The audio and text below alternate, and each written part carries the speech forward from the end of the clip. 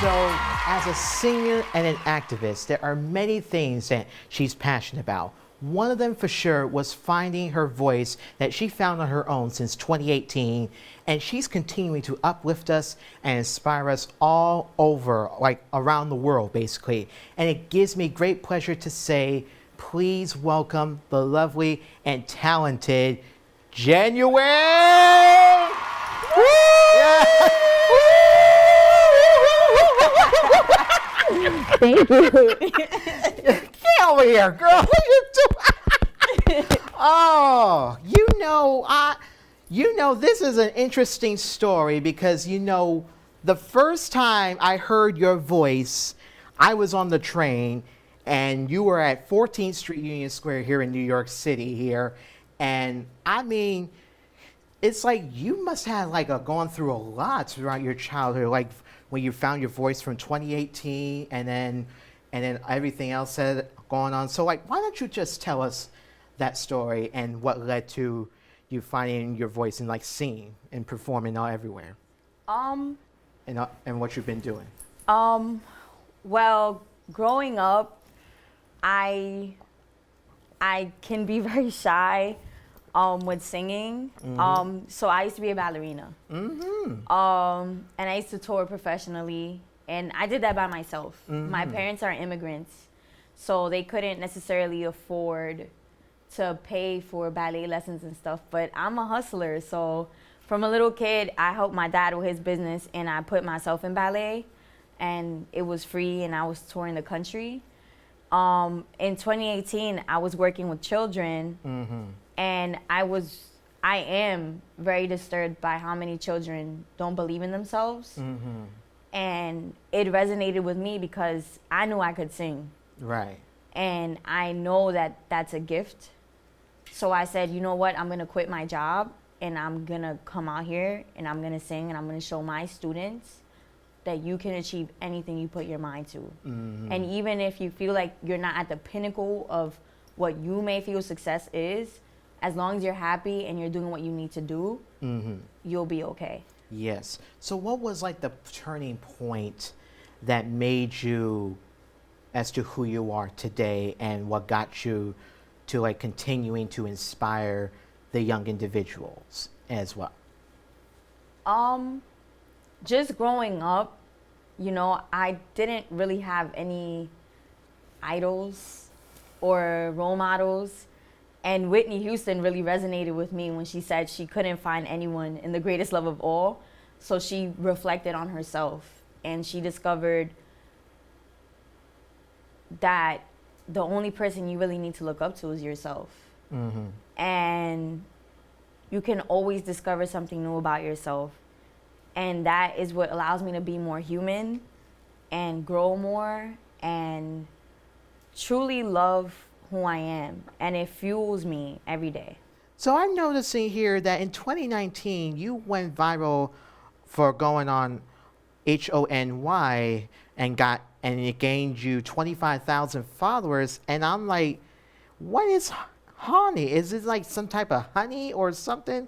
Or just tell us what it is and HONY and what was going through your mind when you saw that 25,000 followers were coming to you or that you gained. Well, HONY is an acronym for Humans of New York. Mm-hmm. Brandon is the journalist that operates the page. How did I feel? What was going through your mind when that happened? When that happened, he put it out on New Year's Day. He interviewed me on Thanksgiving. Mm-hmm. I knew he was gonna do it because he told me the day before. Mm-hmm. But honestly, I just burst into tears because I really didn't expect for what I was doing to become so revolutionary and to touch so many people, especially because of the things that I have been through. Mm-hmm. Wow. Yeah, because you've been through a lot, and even when the singing, because since 2018, but you had a break from 2019 because of COVID. But how has the pandemic affected you with what you're doing as an activist and a singer here? I believe that that break changed my life because for 12 years of my life, I was institutionalized in the mental health institutions. Basically my whole life. I'm 27 now. They told me I was bipolar and I wasn't. And I was incarcerated in my mind everywhere, and my parents used it against me. Throughout that time, I've been able to live on my own. I'm no longer on medications. I'm venerated. I'm completely exonerated. And I'm just happy I survived that, because a lot of people don't come out of that. Right. And I've seen it, because when you're incarcerated in your mind, where is the freedom? Right. And and it's also not only where's the freedom, but it's also like basically like where is your passion and your strength coming, basically. Because I could see it coming in you going forward, like of you becoming like a successful person into like the singing business here. Hopefully, maybe like a Grammy one day here. But I'm just throwing that out there, basically. But it's good that you and I are like the same age. I hear 27. Yes. I'm like, oh my goodness, here. But it's like there's so much going on. So like basically, from like 10 years from now, where do you see yourself here? I'm very committed to helping children of all walks of life, which is why I study languages. I want to be able to communicate, but I'm not just talking like children that you see or teenagers. I'm also talking about the inner child in every adult. And I do see my singing as a platform, but my goal is so much larger, because I know that there's a star in every single person. Right. And you and I were talking backstage about, because you mentioned about the different languages, because you're described as someone who is like, you say you're Dominican, right? So I will want you to teach me how to be a Dominican, or like in the terms of like the language, because anytime I try to speak it, I get a tongue twister, for real. Well, so where are you basically, from? I'm basically born and raised here in New York, Brooklyn, but I'm more like half black and half Hispanic. So I wasn't taught Spanish very well at that time here when I was growing up here. But it took me a while, because there wasn't that much foreign language classes in schools back then, because they weren't teaching it at that time. Yeah, it's only gotten worse. Yes. And that's the thing here, that why I'm still not fluent in like other languages, like Spanish, for example. Well, English is my second language, because my parents are serious immigrants. I'm the only person in my family born in this country. So I kind of had to figure it out for everyone else as well.